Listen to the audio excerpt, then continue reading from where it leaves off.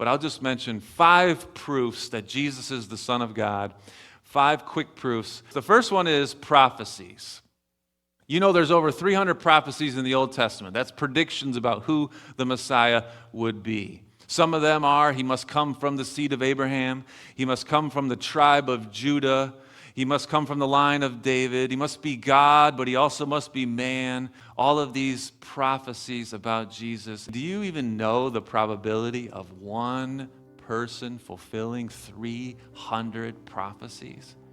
It's one in a number I can't even pronounce. It's not possible for one man to fulfill all these prophecies unless he's not a man, unless God does it. And Jesus fulfilled every prophecy.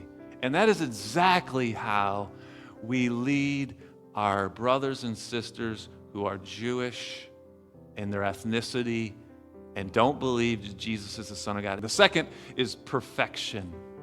Jesus was perfect. The 12 disciples, they spent every day with Jesus for 3.5 years. Jesus had brothers and sisters that lived with him for 30 years. If Jesus wasn't perfect, they would have brought it up. They would have mentioned it. They would have been honest about it. They wouldn't have died for him for it. They believed he was perfect. He never sinned. He lived a perfect, sinless life. And we know that only God is perfect. Amen. Third one is profession. Profession of faith. We've already seen this. Jesus professed it in Luke and John. He claimed his deity. He proclaimed he's the Son of God. But not only does he claim it, he proves it with his miracles. Jesus knew things that only God could know. He had power over things that only God has power over. Fourthly, the prediction.